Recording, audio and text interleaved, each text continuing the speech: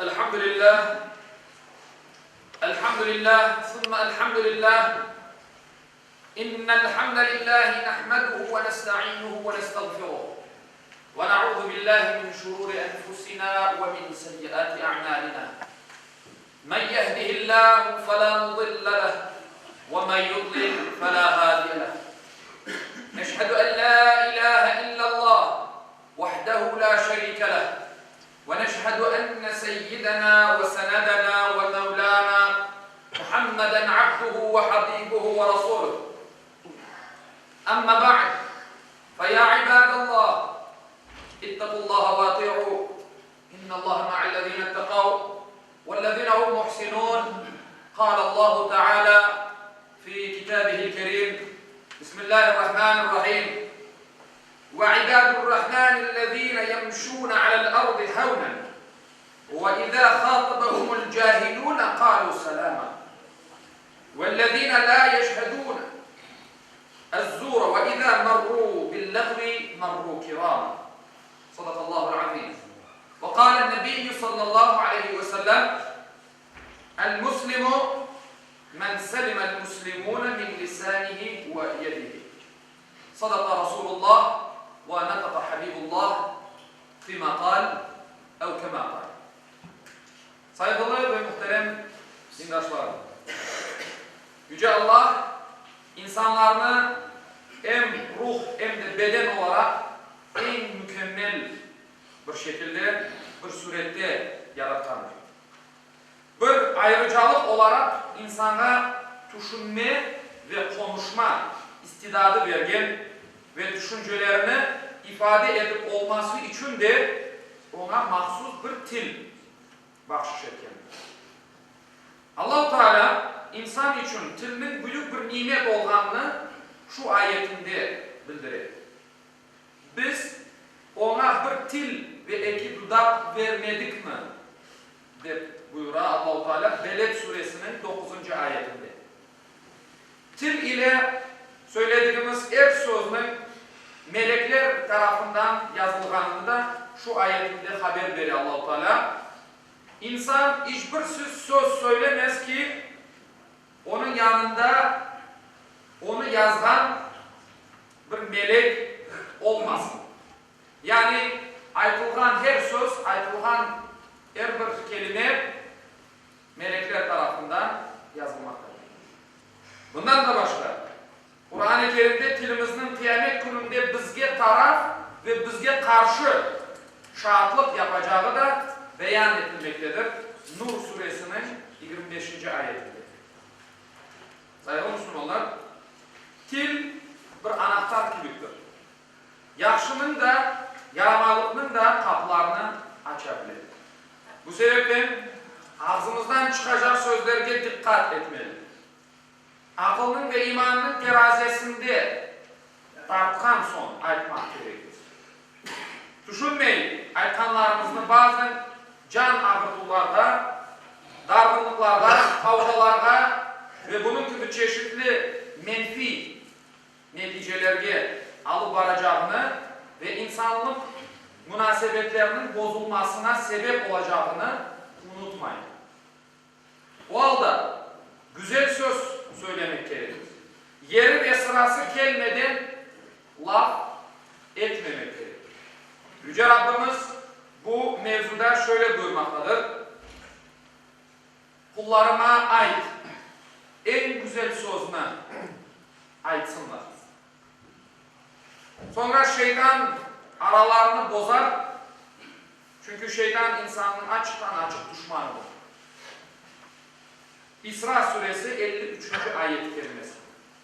Yüce Allah Nahl suresinin 125. ayetinde insanlarını güzel ve hikmetli sözlerle dinge davet etmemizni emir etken ve tatlı tilinin ne kadar emniyetli olduğunu belli etken. Bundan da başka salih amellerden beraber güzel sözlerinin onun yüce huzuruna varıp yeteceğini bildirmekte. Fatır suresinin 10. ayetinde. Ve tilinle insanların incitkan kimselerini de tazirlemektedir. Peygamberimiz Muhammed sallallahu aleyhi ve sellem insanını günahka en çok alıp bargan organı til olğanına dikkat çekti. Ve Allah katında en kıymetli Müslümanın kolun ve tilinle başkalarına zarar vermegen kişi olğanını açıkladı. Sahabilerden Sufyan ibn Abdullah, ya Resulallah, bana sımsıkı sarılacağım ve uygulayacağım, yapacağım bir tavsiye ver. Ve Peygamberimizge müracaat etken, Peygamberimiz dedi ki, Rabbim, yaratıcım Allah'tır deyip ayet, ondan da son dost doğru ol. Sahabi tekrar sual verdi. Günah cihetinden benim hakkımda en çok korkanınız şey nedir diye soran, Peygamber Efendimiz elinden tilini gösterip budur degan. Çünkü insana en çok günah yaptıran daha evvel saytığımız gibi iki dudak arasındaki ve iki bacak arasındaki azadır. Doğru ve güzel söz aytmakını dinimiz sadaka sayılan ve bu gibi sözlerinin Allah katında sevap kazanmamızda vesile olacağını bildirgendir. Bunun için bir Müslüman tatlı tilli, kuler betli, şirin sözlü olmalı ve kimsenin incitmemesi gerek. Ona yaraşkan da budur. İnsan sıfatına, Müslüman sıfatına yaraşkan da bu hususiyetlerdir. İftira, yalan, oşek, söz yürgüzmek, laf yürgüzmek, ara bozmak, insanlarını birbirine kavgalaştırmak, birbirinden kavgalaştırmak gibi dinimizin aram kıldığı sözlerini aytmak ve dinlemekten kesinlikle kaçınmak gerekir. Allah-u Teala Kur'an-ı Kerim'de Furkan suresinin 72. 63 ile 72. ayetlerinde şöyle buyurar. Rahman'ın yani Rahim ve Rahman olan Allah'ın sadık kulları, has kulları onlardır ki yerinin üstünde alçak gönüllükle yürürler. Ve terbiyesiz, ozunu bilmeyen insanlar onlara laf giydirecek gibi bir harekette bulunsalar, onlar selam verip onların aralarından ayrılırlar. Ve öz işlerini, öz yollarına devam ederler. Buyuralım. Onlar yalandan şahitlik yapmazlar. Boş ve yaman sözlerle karşılaştıkları vakit ciddiyetle o yerden ayrılırlar.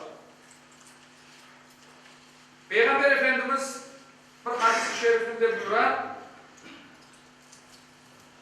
Men kana yu'minu billahi vel yevmil ahiri felyekul hayran ev liyasmut.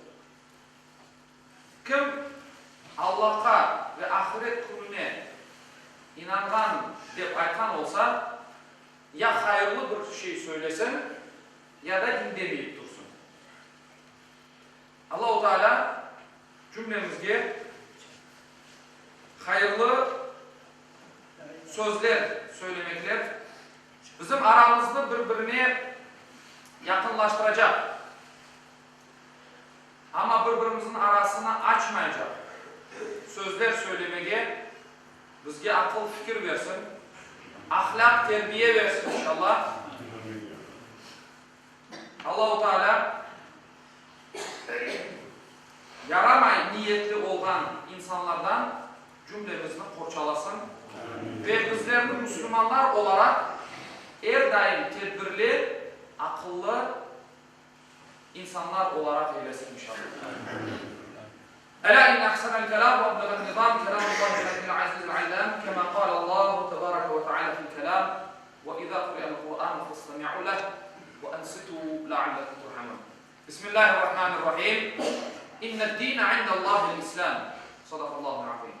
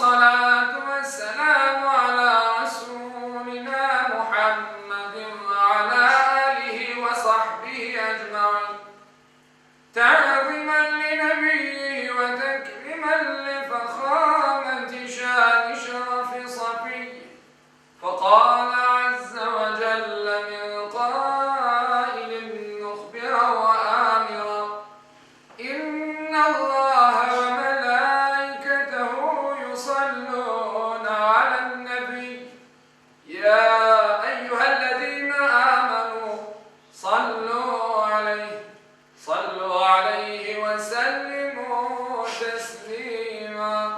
اللهم صل على محمد وعلى آل محمد كما صليت على إبراهيم وعلى آل إبراهيم إنك حميد مجيد. اللهم بارك على محمد وعلى آل محمد كما باركت على إبراهيم وعلى آل إبراهيم إنك حميد مجيد. اللهم وارض عن الأربعة الخلفاء سيدنا أبي بكر وعمر وعثمان وعلي ذوي الصدق والوفاء، وعن الأنصار والمهاجرين والتابعين إلى يوم الجزاء، وعن كافة المؤمنين والمؤمنات والمسلمين والمسلمات الأحياء منهم والأموات بفضلك ورحمتك إنك سميع قريب مجيب الدعوات. عباد الله، إن الله يأمر بالعدل والإحسان وإيتاء ذي القربى وينهى عن الفحشاء والمنكر والبغي يعظكم لعلكم تذكرون. ولذكر الله أكبر والله يعلم ما تصنعون. Okuğanın ayette Yüce Allah şöyle buyurar. Şüphesiz Allah adaletini, yaxşılık yapmakını ve soy sopa yardım etmekini emir eder. Edepsizlik, terbiyesizlik, isyan edip zulüm işlemekini de yasaklar. Düşünüp uymanız için sizlerge nasihat verir. Cumanız hayırlı ve mübarek olsun.